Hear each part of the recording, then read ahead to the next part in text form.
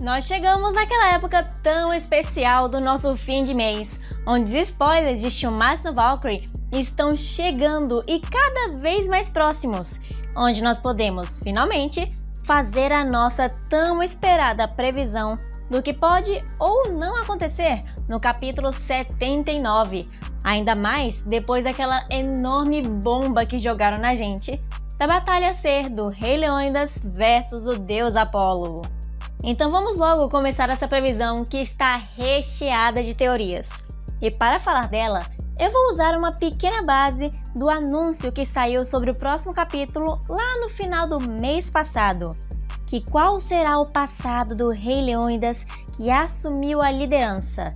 Essa foi a frase anunciada, mostrando uma foto do Rei Leônidas, dando praticamente a entender que neste mês nós veremos o flashback do Rei Leônidas bem mais cedo do que a gente realmente esperava, quase do mesmo jeito que o Bel também foi no comecinho da sua rodada.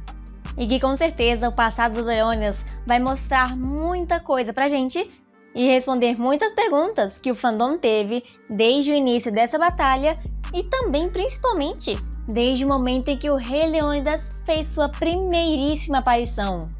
E quando a gente fala sobre o passado do tão famigerado Rei Leônidas, automaticamente qualquer um pensaria na Batalha das Termópilas, aquela que teve os 300 espartanos contra milhares de persas, e que talvez poderíamos ver isso no capítulo.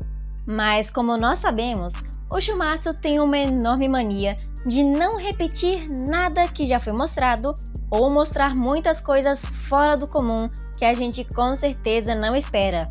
Principalmente quando vocês notam no capítulo 78 que eles já mencionaram a Batalha dos 300 lá na entrada do Rei Leônidas quando está indo para a arena. E a chance dele aparecer no seu flashback é muito, mas muito baixa. Porém eu não sei se ainda é 100% nula. Porque, querendo ou não, para essa teoria que eu vou fazer agora acontecer, eles têm que pelo menos colocar uma página da Batalha dos 300.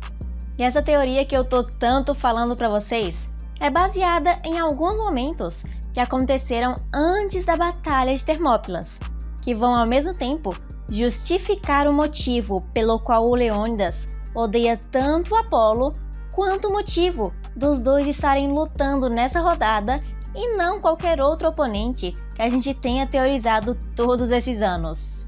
E tudo isso começaria um pouco antes na Batalha das Termópilas, onde o Rei Leônidas precisava de um exército dos espartanos para lutar contra os persas, mas ele só conseguiu 300.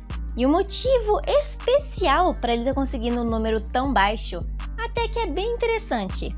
O primeiro motivo é que boa parte da Grécia naquela época estava ocupada nos Jogos Olímpicos, e os espartanos, que deveriam ir para a batalha junto com o Rei Leônidas, naquele exato momento estavam celebrando a Carneia. E o que é a Carneia? É um festival específico em honra ao deus Apolo, onde era estritamente proibido lutas durante esse festival. E obviamente, festivais gregos devem demorar semanas, e ou talvez vários dias, o que acabar fazendo o Rei Leônidas ter que levar somente os disponíveis. Mas a situação só piora daqui pra frente, porque antes do Rei Leônidas ir lá no meio da batalha contra os persas, os espartanos, que possivelmente no passado dele aqui no Shumatsu vai ser ele pessoalmente, eles consultam o Oráculo de Delfos, que ficava dentro de um templo dedicado a quem? Ao deus Apolo, por causa que ele também é o deus das profecias. E o oráculo basicamente dizia as profecias do Apolo através de sacerdotes ou sacerdotisas, que diziam a vontade dele, que também era a vontade de Zeus.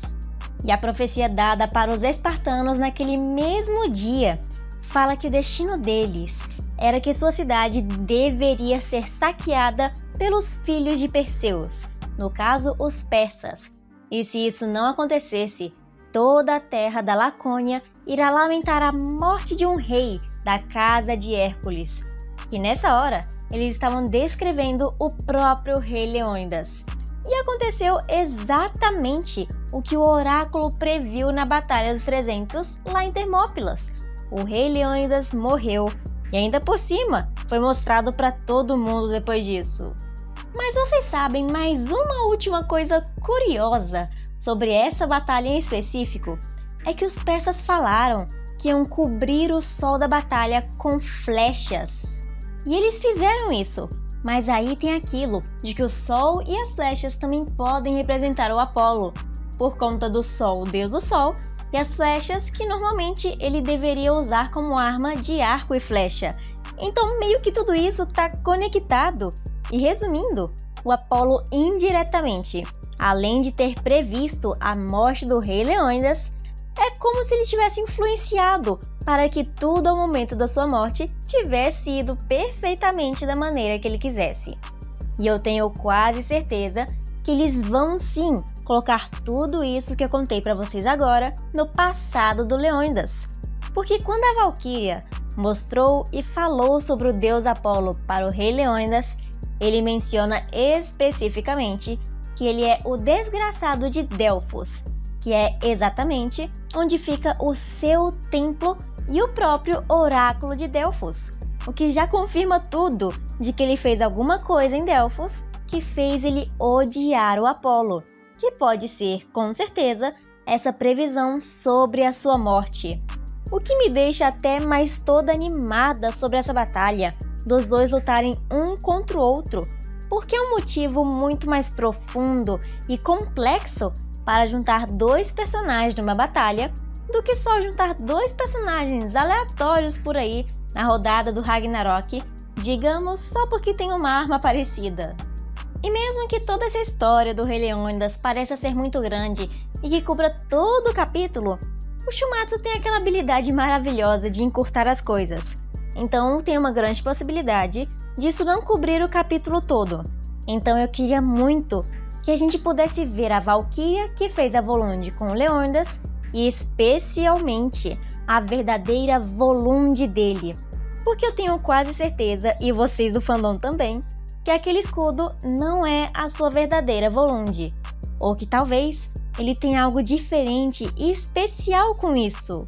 Ou também pode acontecer a mesma situação do Jack o Estripador, onde ele conseguiu mais de uma Volund, já que temos aquela pequena teoria que fizemos num dos vídeos passados, de que ele vai ter a terceira irmã gêmea da Hiloki e da Ovitos.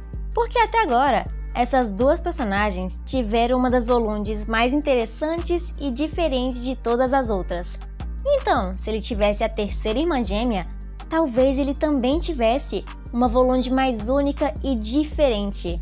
Inclusive, existem teorias de que a Volund dele pode ser aquele charuto que ele fica fumando toda hora até no meio da batalha, como se desse forças ou algo do tipo.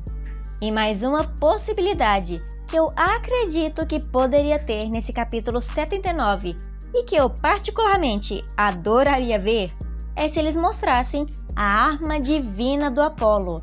Porque se ele acabar lutando sem uma arma divina e principalmente sem o seu arco e flecha, usando socos ou algo diferente, sinto muito, Shumatsu no Valkyrie, eu não vou conseguir te defender nem um pouco mais. Porque o que mais me anima para a batalha do Apolo é literalmente ele usar aquela arma divina em específico.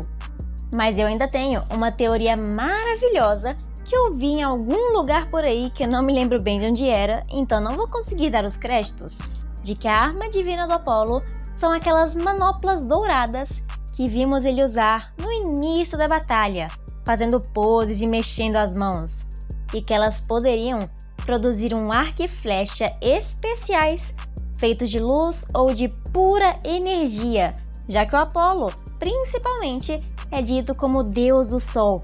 Imaginem só, uma flecha feita de raios do sol, que é tão quente que queima na hora que acerta. Caramba, seria algo maravilhoso.